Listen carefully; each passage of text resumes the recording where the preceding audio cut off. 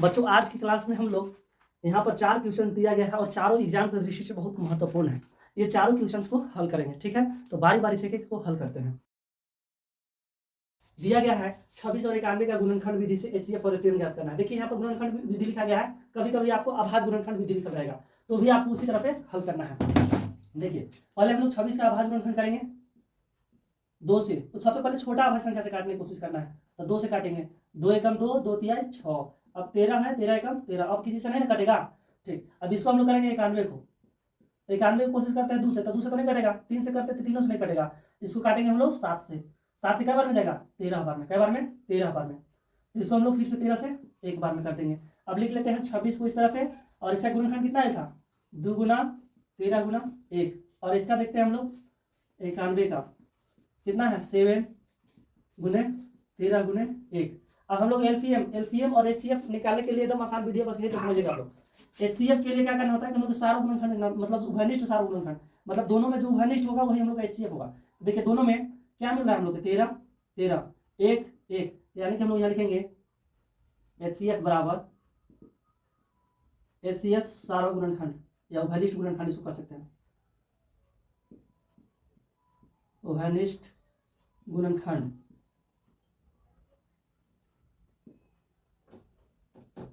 उभयनिष्ठ गुणनखंड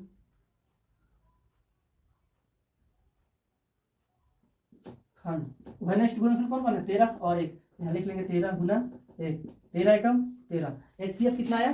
13। कितना? 13। अब हम लोग एलसीएम निकालेंगे। एलसीएम जो उभयनिष्ठ है उसको एक बार, और जो उभयनिष्ठ नहीं है वो जितना बार है उतना बार लेंगे। एलसीएम बराबर क्या हो जाएगा? उभयनिष्ठ है, जो जो उभयनिष्ठ है उसको एक बार लेना है। तो 2 उभयनिष्ठ नहीं ना है, 7 भी नहीं है, मतलब कि दोनों में शामिल नहीं है, नहीं। तो 2 भी लिख लिया, 7 भी लिख लिया। अब क्या लिख देंगे? 13। 13 दोनों में शामिल है और 1 भी दोनों में शामिल है। अब इसको मल्टीप्लाई कर देंगे, कितना हो जाएगा? 13 एकम 13, 13 7 91, और 91 दूना हो जाएगा 2 एकम 2, दूना 18, 182। एलसीएम कितना आ गया? 182। तो ये रहा हमारा पहला क्वेश्चन। अब हम लोग दूसरा क्वेश्चन को बढ़ते हैं। देखिए दूसरा क्वेश्चन में कहा गया है कि पी एक्स शून्यकों की संख्या ज्ञात करें। यानी कि जो एक्स पर लाइन, जो एक्स अक्ष है, एक्स लाइन है, यहाँ पर भी है और यहाँ पर भी है। इसमें एक वक्र जो है इस तरह से गया है, इसमें देखिए सीधा गया है। ये एक्स पर कई बार छुआ है, मतलब कई बार टच किया है एक्स पर, यही हम लोग गिन के बता देना है। देखिए इसमें कई बार है एक्स अक्ष पर? 1 2 3। तो इसमें शून्यकों की संख्या कितना हो जाएगा? पी एक्स की शून्यकों की संख्या, शून्यकों की संख्या बराबर कितना हो जाएगा? 1 2 3। 3 बार टच किया ना मैं, ये हो गया 3। अब दूसरा क्वेश्चन देखिए ये वाला है। अभी से पूछा है कई बार टच किया है एक्स अक्ष पर, तो इसको हम लोग देखते हैं। पूरा में एक ही बार टच किया, तो इसमें क्या हो जाएगा? पी एक्स की शून्यकों की संख्या, पी की शून्यकों की संख्या बराबर 1। कितना हो जाएगा? 1। इस तरह के क्वेश्चन है एग्जाम में लगभग फिक्स एकदम आता है इस तरह के क्वेश्चन, ठीक है ना। 1 नंबर क्या आता है, इसे आप सभी लोग बनाएंगे, एकदम आसान है। देखिए जब पी एक्स निकाले है तो एक्स वाला लाइन पर हम लोग क्या प्रतिच्छेद किया, क्या टकराई है, इसको देखना है। और जो वाई अक्ष पर देता है, देखिए पी वाई की शून्य संख्या कहता है, तो वाई वाला में क्या टकराई, देखिए यहाँ पर इसमें देखते हैं वाई में क्या बार? एक बार। इसमें क्या रहता है? वाई के रूप में रहता, तो वाई में क्या कर रहा था? तो वाई में एक बार। यहाँ पर भी हम लोग देखिए अगर वाई में कर रहा था तो वाई वाला लाइन पर वाई वाला, इसमें देखते हैं क्या बार टकरा ले, एक बार। पी वाई के मान नहीं कर, पी वाई के शून्य नहीं कर, पी एक्स कर, एक्स से करेगा तो एक्स में गिनेंगे और वाई करेगा तो वाई में। चलिए तीसरा क्वेश्चन की ओर बढ़ते हैं। देखिए तीसरा क्वेश्चन है, सिद्ध कीजिए कि √5 एक अपरिमेय संख्या है, ठीक है ना। इस तरह के क्वेश्चन कहीं भी दिया रहे तो एकदम इसका स्टेप फॉलो करते जाइए, एकदम बन जाएगा तुरंत। यार कि यहाँ पर अपरिमेय सिद्ध करना है तो इसको हम लोग मान लेना होगा कि परिमेय है, ठीक है। तो वही स्टेप को फॉलो करते हैं। सबसे पहले तो लिखेंगे माना कि √5 एक, देखिए परिमेय, अपरिमेय है तो हम लोग परिमेय मानेंगे, एक परिमेय संख्या है। क्या है?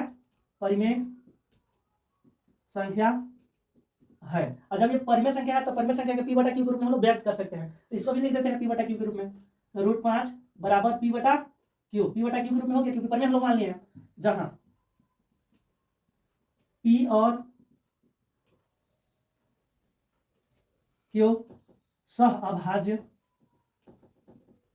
संख्या है, सहअभाज्य संख्या है। सहअभाज्य संख्या कहने का मतलब ये दोनों का कि हम लोग एचसीएफ निकालेंगे, एचसीएफ निकालेंगे तो कितना होगा? 1। देखिए जब दो संख्या के एचसीएफ 1 होता है तो दोनों संख्या को सहअभाज्य कहते हैं। क्या कहते हैं? सहअभाज्य। यानी कि दोनों के एचसीएफ कितना है? 1 है, 1 के अलावा नहीं है। अब आगे क्या करेंगे हम लोग? दोनों तरफ वर्ग करेंगे, तो लिखते हैं दोनों तरफ वर्ग करने पर तो √5 वर्ग हो गया, पी बटा क्यू इधर भी वर्ग हो गया। अब स्क्वायर से रूट खत्म, क्या बचेगा? 5। स्क्वायर जो है दोनों के लिए है ना, हर के लिए भी और अंश के लिए भी, तो पी स्क्वायर बटा क्या हो जाएगा? क्यू का भी स्क्वायर। अब देखिए क्यू स्क्वायर इस साइड में क्या है भाग में, तो बराबर की इधर पक्षांतर करेंगे तो क्या बचेगा गुना में, तो इधर हो जाएगा 5 क्यू स्क्वायर बराबर पी स्क्वायर।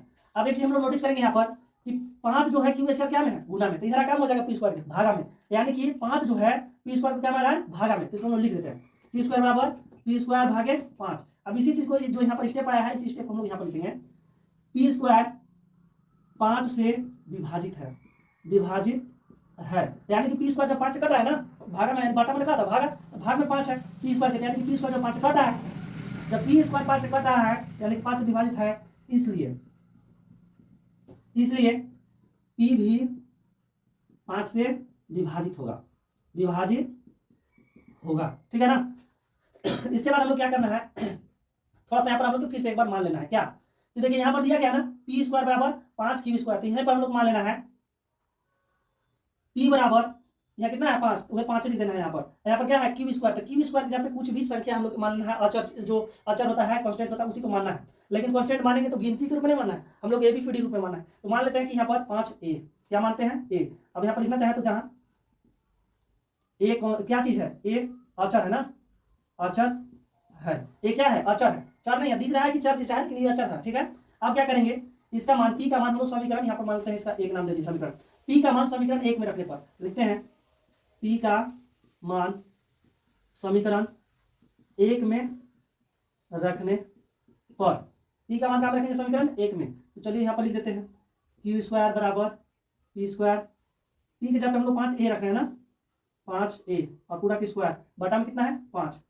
आगे स्टेप बढ़ते हैं, क्यू स्क्वायर बराबर क्या हो जाएगा 5 के ऊपर भी स्क्वायर है और 1 के ऊपर भी है और नीचे वाला 5 के ऊपर भी है, यानी कि 5 की स्क्वायर हो जाएगा गुना 1 के स्क्वायर बटा ये कितना हो जाएगा नीचे, निचला जो 5 है इसके ऊपर स्क्वायर नहीं है, निचला तो ऐसे रह जाएगा 5।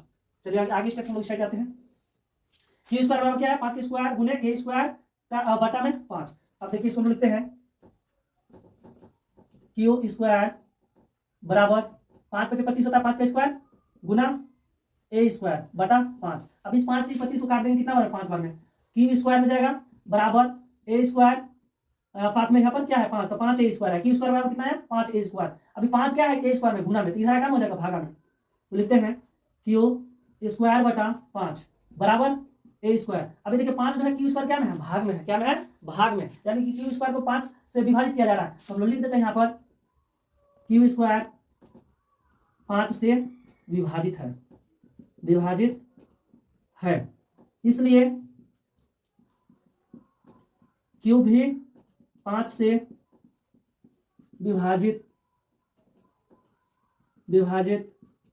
होगा, यानी कि जब क्यू स्क्वायर 5 से कट रहा है तो क्यू भी तो 5 से कट जाएगा, तो 5 से कट जाएगा। लेकिन यहाँ पर हम लोग समझने की कोशिश कीजिएगा कि यहाँ पर क्यू भी जो है 5 से कट रहा है और पी भी देखिए यहाँ 5 से कट रहा है, जबकि हम लोग ऊपर माने हैं कि पी और क्यू का जो है एचसीएफ कितना है 1 है, लेकिन यहाँ पर 1 के अतिरिक्त भी तो आ जा रहा है 5, क्या रहा है 1 के अतिरिक्त 5, तो ऐसा क्यों हो रहा है हम लोग को सोचना है। तो ऐसा इसलिए हो रहा है क्योंकि हम लोग की जो कल्पना है वो क्या है गलत है, क्या है गलत है, ये यहाँ परिमेय होता है और हम लोग इसको क्या माने परिमेय, तो हम लोग यहाँ पर लिख लेते हैं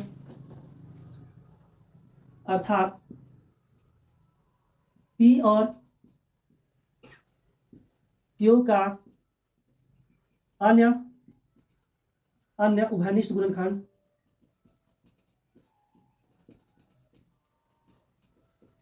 अन्य उभयनिष्ठ गुणनखंड क्या आया है 5, इसमें भी पी का भी और क्यू का भी ना 5 है,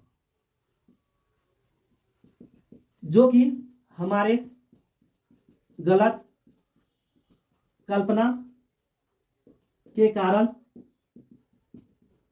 प्राप्त हुआ है।